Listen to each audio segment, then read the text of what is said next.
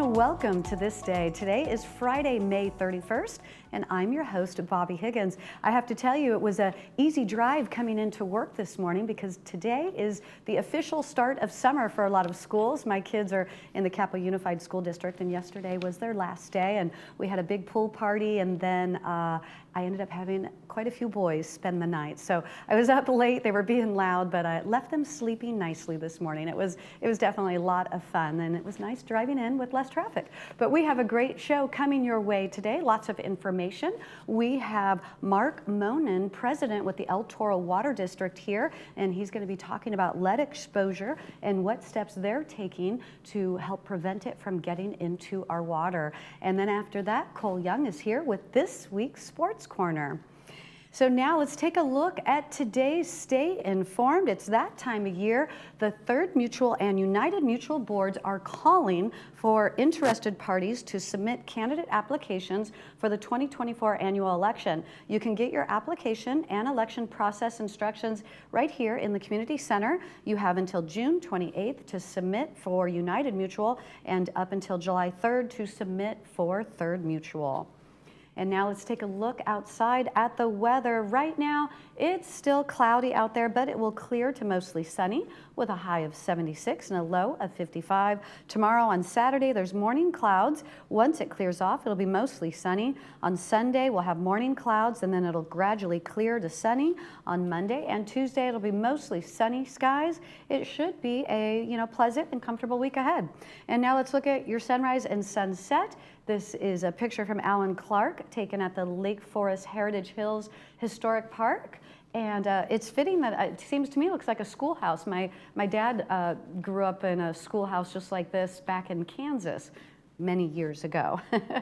So your sunrise is at 5:42 this morning and your sunset at 7:56 p.m. tonight. And if you'd like to have your photo featured here on this day, please email them to us at lagunawoodsvillagetv@gmail.com. Stay with us because after the break, we'll have the El Toro Water District. But first, here's a look at today's meetings.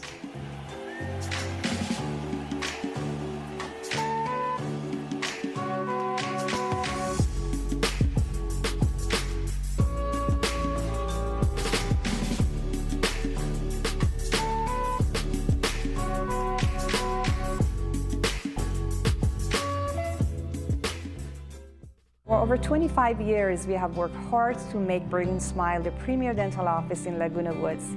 We take the extra time to understand our patients' special needs and always perform the highest quality dental work at affordable prices in a relaxing and friendly environment. There is no need to refer our patients to anybody else. We perform everything from cleaning all the way to the implant and sinus surgeries all under one roof. Stop in or call and experience the Brilliant Smile difference.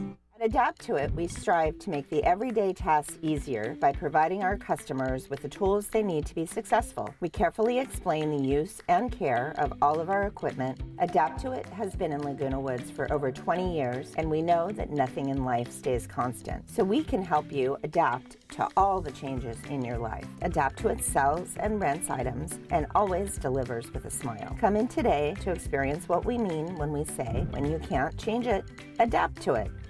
The Salvation Army Orange County is proud to be a leader in providing comprehensive care to families, men, women, young adults, seniors, and veterans in Orange County. Our shelters provide food, clothing, counseling, housing navigation, and job training. We also provide care through rent and utility assistance, food pantries, anti-trafficking services, adult rehabilitation, and youth programs.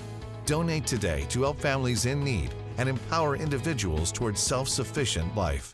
Seniors fear running out of money more than death itself, and the number one mistake you can make is underestimating volatility, which can derail your retirement.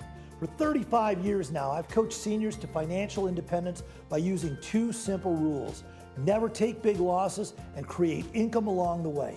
It's your financial future. Call now to get a free risk analysis to ensure your investments are protected, and we'll send you our Safer Money System, 949-219-0692.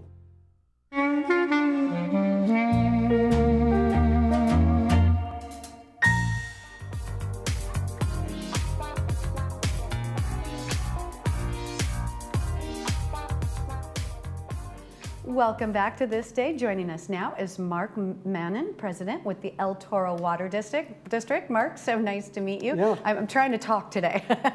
Thanks for having me. Yeah, absolutely. So first off, today's topic is lead exposure, and it can cause serious health problems, you know, if too much enters the body through drinking water or other sources. So tell us about the history with this issue. Yeah, so basically the biggest goal is we want to prevent it before it even gets to you.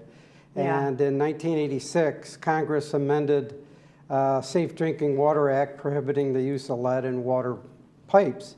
And also they banned, in 1978, they banned lead in paint. So this has been something that they've been working on since the 70s. Yeah. Wow, quite some time. Mm-hmm. And so what happened in, looking at the timeline as well, in 1991 regarding this issue? Yeah, so in 91, the United States EPA published the first lead and copper rule, and every state has to abide by this and comply with it. So we test every 3 years for lead and check the parts per billion, and as a result, never have had any problems in that. And then in 2021, they came up with the lead and copper rule revisions, and mainly because of what happened in Flint, Michigan.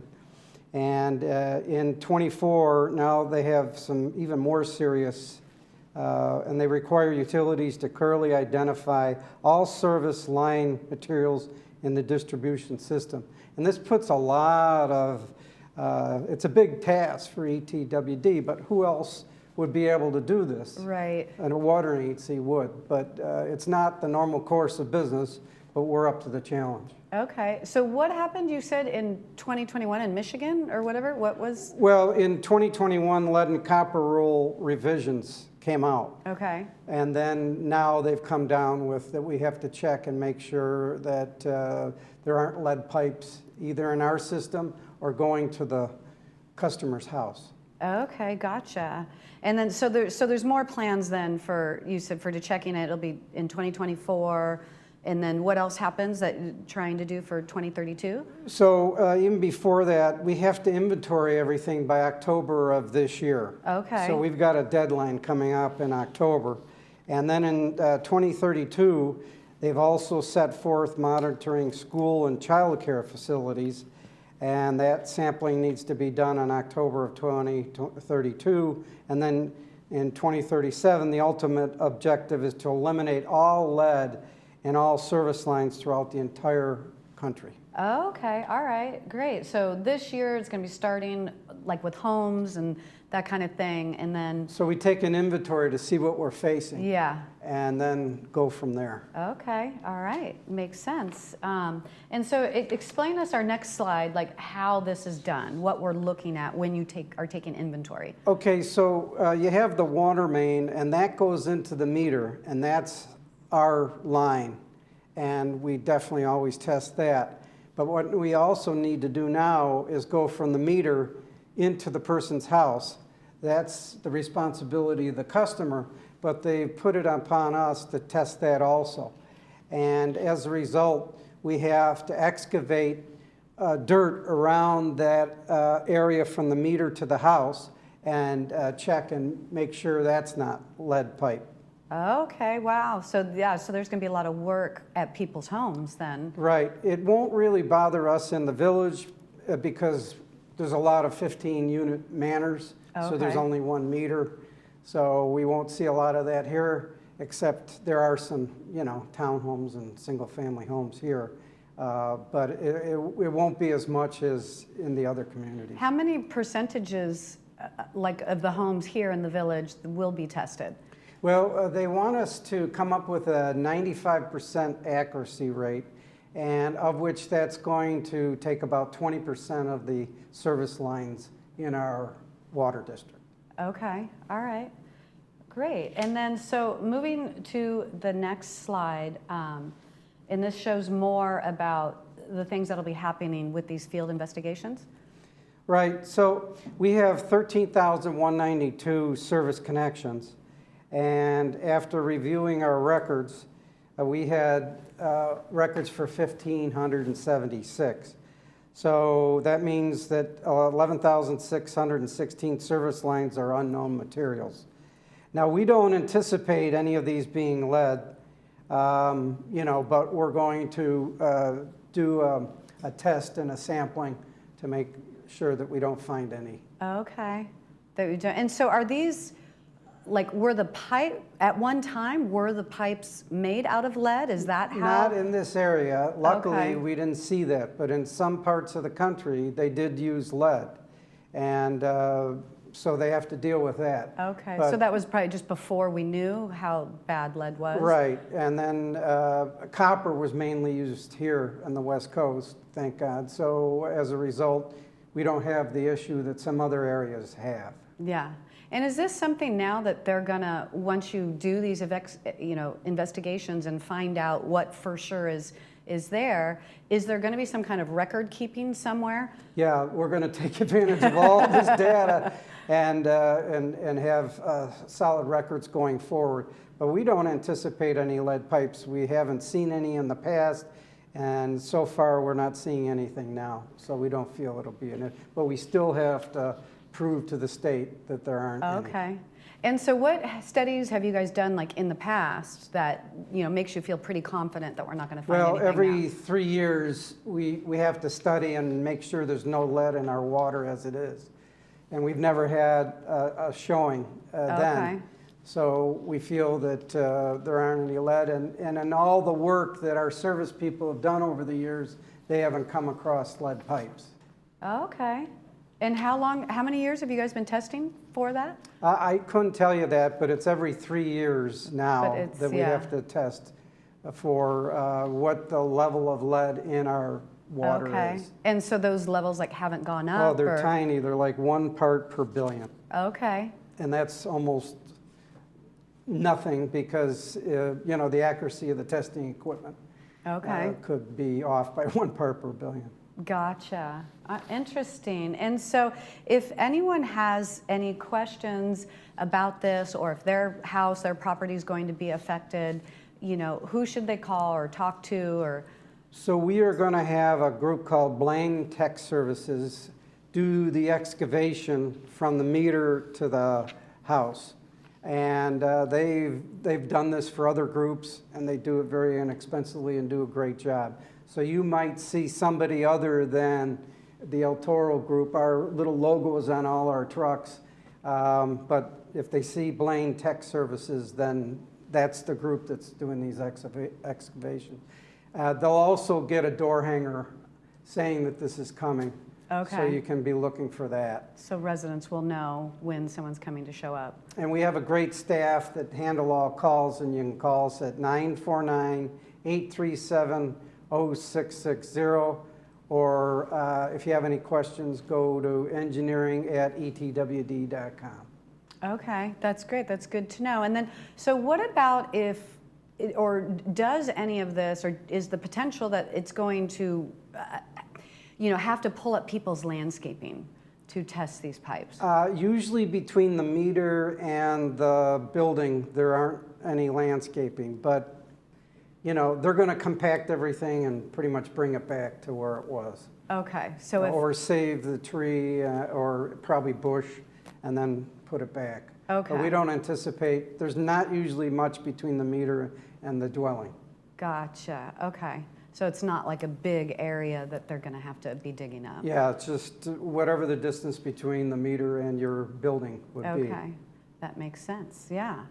Good, well, all right, well, thank you so much for being here and sharing this information. Is there anything else that residents should know? Well, or- just to make some key takeaways, our district sampling has historically demonstrated minimal to no lead in the drinking water served by its customers.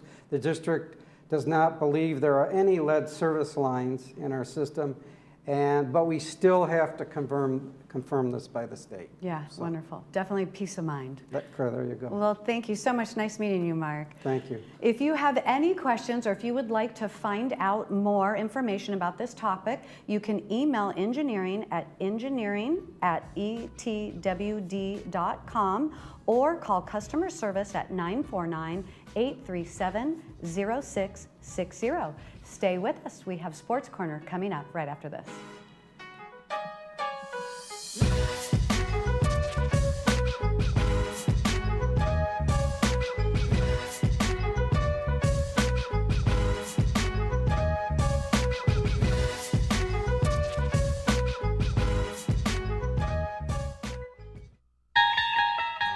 Theater Guild presents In Juliet's Garden. Consider this. 5 women challenge their creator, William Shakespeare. Why? Find out on June 18th at Clubhouse 2 in this clever and interactive play with lunch. Cost $28. Register at theaterguildlw.com.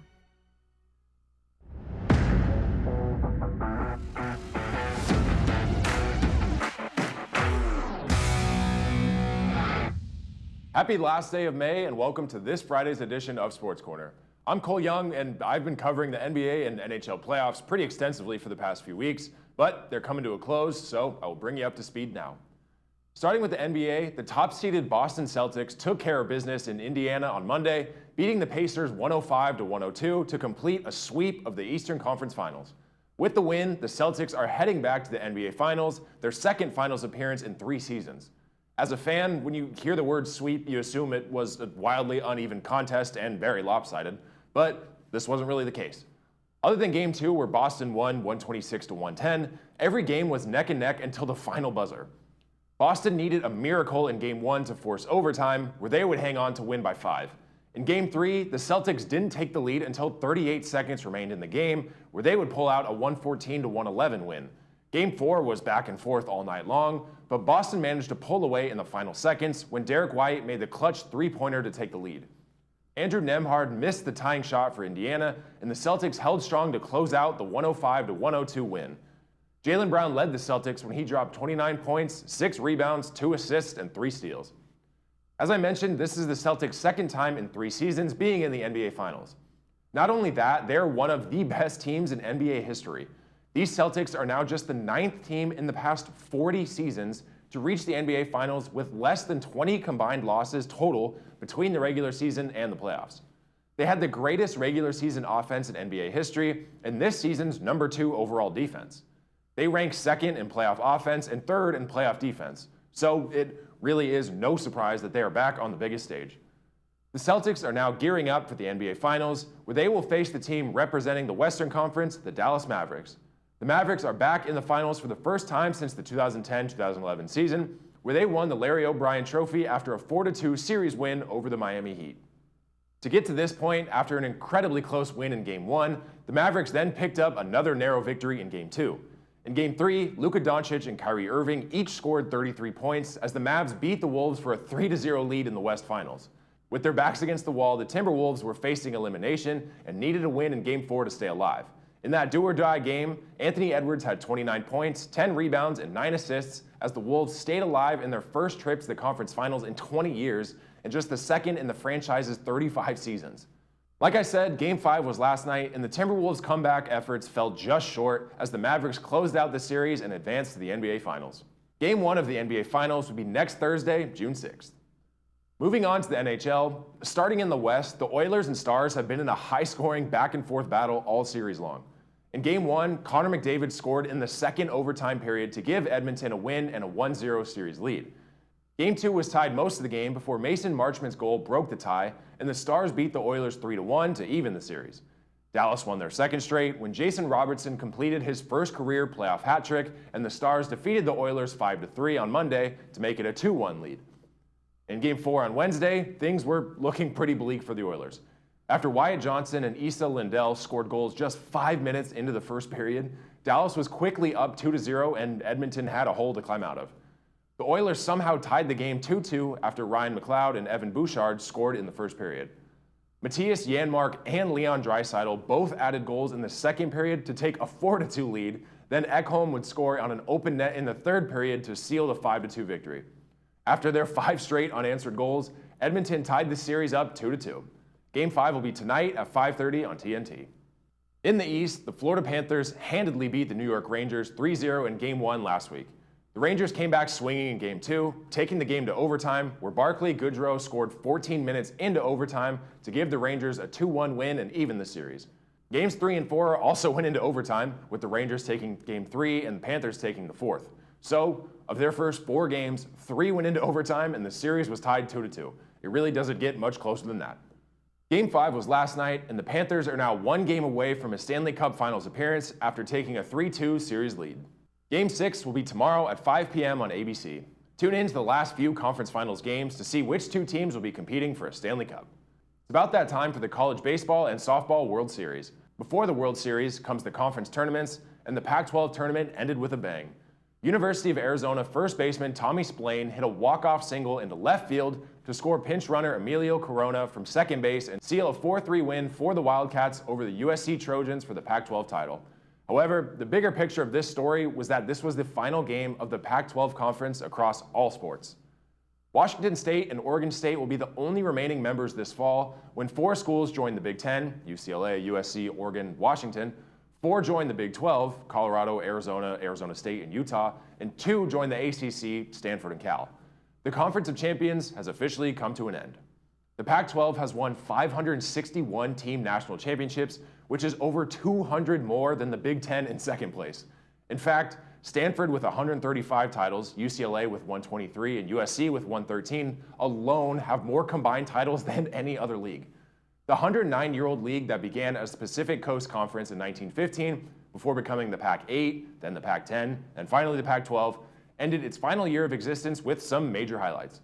Washington was the college football playoffs runner-up, 2 conference quarterbacks became Heisman finalists with Michael Penix Jr. and Bo Nix, and the #1 overall draft pick Caleb Williams was selected to the Chicago Bears out of USC. 5 women's basketball teams made the Sweet 16, Cal claimed its 3rd straight men's water polo championship, and Arizona State won the swimming and diving title. 5 more Pac-12 teams have won national titles this spring, and it's not over yet. UCLA and Stanford are in the Women's College World Series, and Arizona, Oregon, and Oregon State all made the 64-team men's baseball tournament. Looking ahead, Washington State and Oregon State will be the only 2 Pac-2 this fall, joining the Mountain West for football and the WCC for other sports. But the NCAA only offers a 2-year grace period for conferences to remain active with less than 7 members, so final movements must be made soon. Personally, I will dearly miss watching a matchup like ASU versus USC until like 11 or midnight on a weekend. Those are some of my favorite memories watching college football. To end the show on a more somber note, the sports world lost a legend earlier this week who was also a Pac-12 legend. NBA Hall of Famer Bill Walton has passed away at 71 after battling cancer in recent years. Walton had an incredible career at UCLA under iconic coach John Wooden.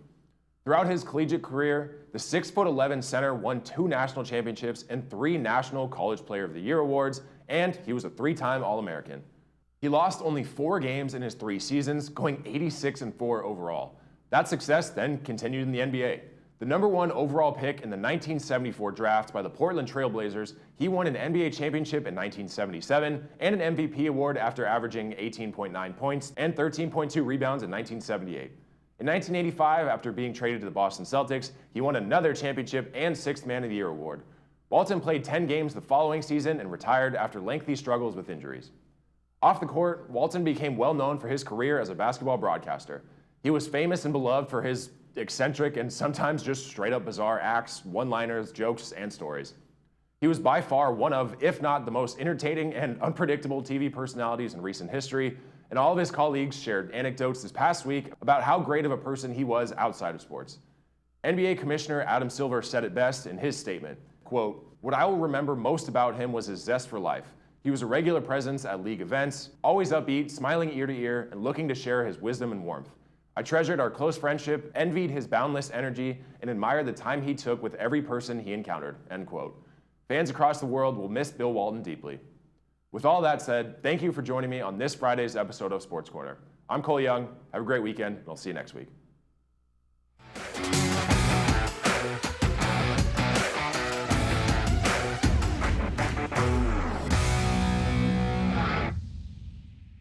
Village Television presents Friday Films, only on Village Television. Fridays at 2 and 6 p.m. Foreign films, dramas, and comedies. Award-winning films, romance and mystery. Independent films. Every Friday, only on Village Television. At Freedom Village Assisted Living, we provide loving care and support when your loved one needs it most. We believe in laughing more and caring more. Dining will be an experience, not just a meal. We offer opportunities to create new memories. Your family will feel like they are part of our family as we work toward creating an extraordinary difference in lives worth living. To schedule a tour and complimentary lunch and for more information, please call us at 949-340-8108 or visit our website, freedomvillage.org.